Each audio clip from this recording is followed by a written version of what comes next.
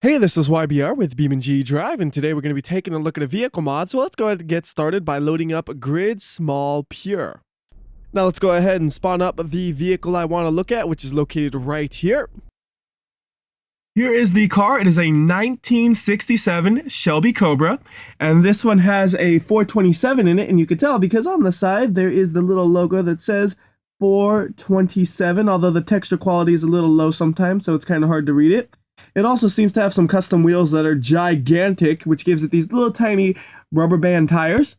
Moving on to the back, we got the same tires front and back. They appear to be the same width front and back. Onto the back, we do have some taillights, but they are non-functional. We actually have a black license plate on it, which is kind of fancy, but the texture quality on that is a little bit low. And then on the front, we also have some headlights, but the headlights are not functional. They do not light up. One thing that's kind of interesting is this car has a 5-point racing harness in it.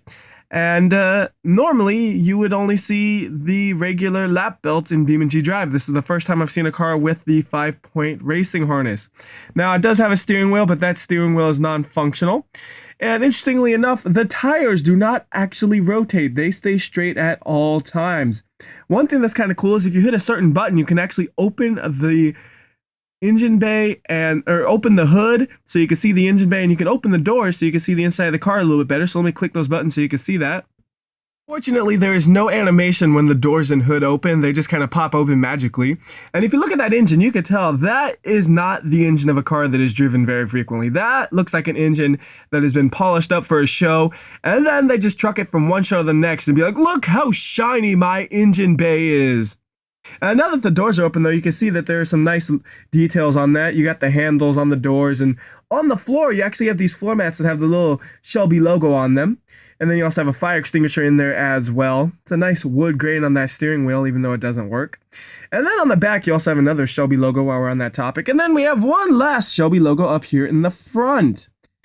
And then we could take a look at the exhaust. Now, the exhaust looks weird. It doesn't look like it's actually made out of metal, but maybe you could say it's some sort of special coating so you don't burn your ankles every time you get out of your car. Because if you have an exhaust system that's like that in real life, it is absolutely terrible if you're careless, and you'll burn your ankles every time you try to get out of the car, which is the only reason why I don't own one of these in real life. So I went ahead and hit the button to close the doors and the hood. So now we can go ahead and do some crash testing with this thing.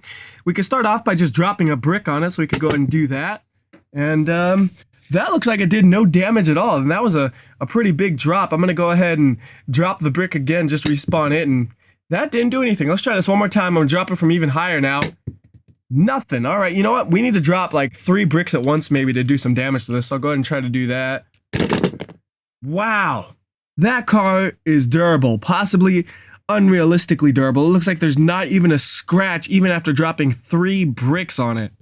The vehicle is a little bit unrealistic in terms of strength from things from above. Maybe it'll be a little bit better when you actually crash into a wall. So we're just going to accelerate the vehicle into the wall, and wow, again, no scratches at all. This thing just does not deform.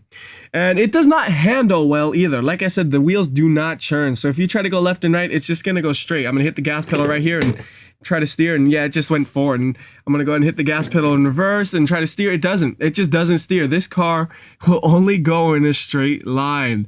I guess they spent the extra money for the 427, but they didn't want to spend the extra money on the suspension and the, steering rack and all that. Those were just extra bits because this is a drag car, and drag cars only go in a straight line, even though in real life, an actual drag car, you actually have to do some serious steering to keep that thing online. Anyways, though, I think that will do it. So until next time, this has been WhyBeAre with BeamNG.drive. I'll see ya.